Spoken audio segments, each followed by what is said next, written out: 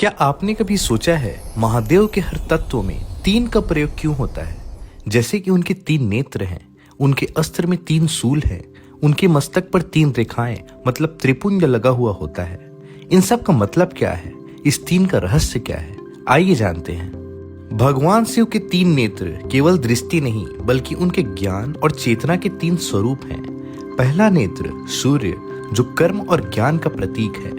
दूसरा नेत्र चंद्र जो प्रेम और शांति का प्रतीक है। तीसरा नेत्र अग्नि जो अहंकार और अज्ञानता का नाश करता है। सूर्यश चंद्रो अग्नि राख्याता त्रयो नेत्रा महेश्वरा, अर्थात सूर्य, चंद्र और अग्नि यही महेश्वर के तीन नेत्र हैं, इसलिए उन्हें त्रिलोचन भी कहा जाता है। महादेव का त्रिशूल केवल एक शस्त्र नहीं है, यह संसार के त्रिगुणों के संतुलन का प्रतीक है।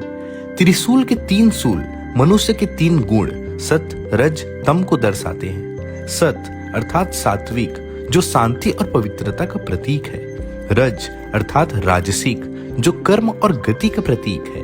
तम अर्थात तामसिक जो अज्ञान, अहंकार और पतन का प्रतीक है। त्रिशूलम चेयो में शस्त्रम सत्व रजो तमोमयम, अर्थात मेरा त्रिशूल सत्व, रजस और तमस से बना है। महादेव इन तीनों गुणों के स्वामी हैं और इन तीनों गुणों से परे हैं। वह इसके नियंता है और यही त्रिशूल सृष्टि, स्थिति और संहार तीनों को संतुलित करता है। उनके मस्तक पर त्रिपुंज अर्थात तीन रेखाएं होती हैं और ये तीनों रेखाएं उनके भूत, भविष्य और वर्तमान में होने का प्रतीक है।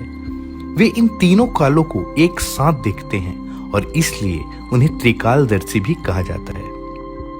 वे समय के बंधन से मुक्त स्वयं समय के स्वामी हैं और इसलिए वे कालों के काल महाकाल हैं। भूतम भविष्यम वर्तमानम च यो वेत्ति स महेश्वरा, जो भूत, भविष्य और वर्तमान तीनों को जानता है वही महेश्वर है। शिव समय से परे हैं इसलिए वे शाश्वत हैं। वे त्रिलोकी भी हैं, वे त्रिपुरारी भी हैं। हर जगह यह तीन का संतुलन दिखाई देता है।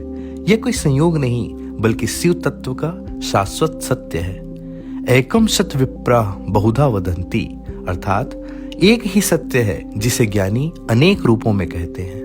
हर हर महादेव।